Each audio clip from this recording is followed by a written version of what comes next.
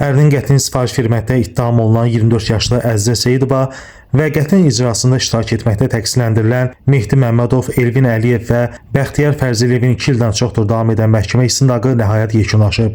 Bakı Ağır Cinayətlər Məhkəməsinin hakimi Roman Ələkbərlinin sədrliyi ilə keçirilən prosesdə prokuror ittiham nitqi ilə çıxış edib. Prokuror bəyan edib ki, Əzizə Seyidovanın həyat yoldaşını sifarişlə öldürtməsi məhkəmə istintaqı ilə də təsdiqini tapıb. Dövlət ittihamçısı Əzzənin 18 il, Mehdi Məmmədov, Bəxtiyar Fərzəliyev və Elnur Əliyevin hər birinin 19 il müddətinə azadlıqdan məhrum edilməsini məhkəməyə təklif edib.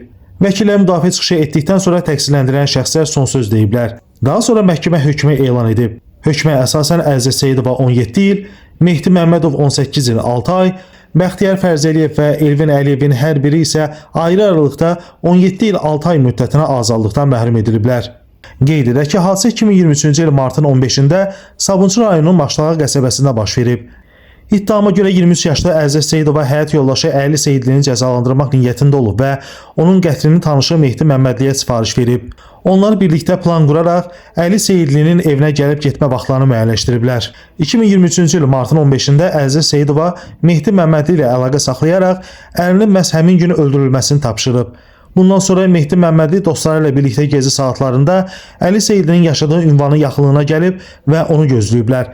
Əli Seyidli evinə daxil olmaq istəyərkən təqsirləndirilən şəxslər onun qarşısını kəsərək 23 bıçaq zərbəsi endirməklə qətlə yetiriliblər.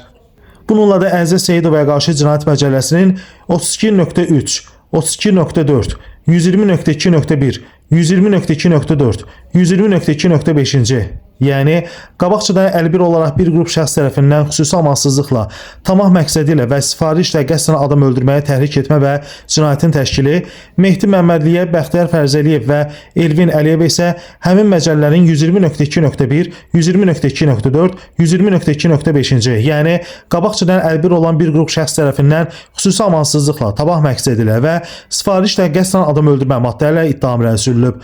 Orxan Rasifoğlu, məhkəmə xəbərləri.